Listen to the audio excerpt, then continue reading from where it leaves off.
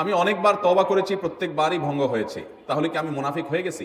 না ভাই, তওবা হওয়ার পর তওবা ভেঙে যাওয়াটা অস্বাভাবিক নয়। আপনারা খুশি হবেন শুনে, আমাদের রব আল্লাহ রাব্বুল আলামিনের একটা গুণবাচক নাম হলো তাওয়াব। কি নাম ভাই? তাওয়াবের মানে জানেন? আল্লাহু আকবার। রিপিটেডলি, বারবার যিনি বান্দার তওবা কবুল করেন। এই জন্য ভাই, একবার গুনাহ হয়ে গেছে, আল্লাহর কাছে তওবা করেছেন, চেষ্টা করছেন যে আর যেন না হয়, কিন্তু আবার শয়তান কাত করে ফেলে দিয়েছে, আবারও তওবা করে ফেলবেন।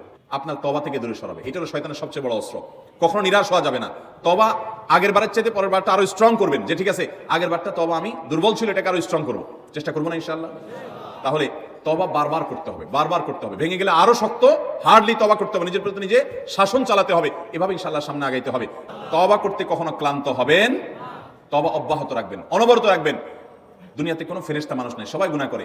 এর মধ্যে সবচেয়ে উত্তম মানুষ হলো গুনাহ করার পর যে নিজের ভুল বুঝতে পারে, নিজেকে শাসন করে সংশোধন করে সে তওবা করে মাপ চায়। মনে রাখবেন, যে ব্যক্তি তওবার শর্ত আদায় করে তওবার শর্ত কি? তওবার শর্ত হলো যে কাজটা করেছি গুনার কাজ, এটার জন্য নিজেকে নিজে শাসন করলাম, কেন আমি এত নিকৃষ্ট কাজ করলাম, আল্লাহ আমার প্রতি কত ইহসান করেছেন, কত অনুগ্রহ করেছেন, আমার জীবনে কত বিপদ এসেছে, আল্লাহ উদ্ধার করেছেন, তাহলে আমি কেন গুনার কাজটা করলাম? নিজেকে শাসন করা, ভবিষ্যতে না করার পরিকল্পনা করা, লজ্জিত হয়ে চোখের পানি ফেলে আল্লাহর কাছে মাপ চাওয়া, এই কাজটা যদি আপনি বারবার করেন, আপনি নিশ্চিত থাকতে পারেন আপনার তওবা দিন দিন আস্তে আস্তে স্ট্রং হবে এবং একটা সময় আপনি গুনাহ ছাড়তে পারবেন ইনশাআল্লাহ।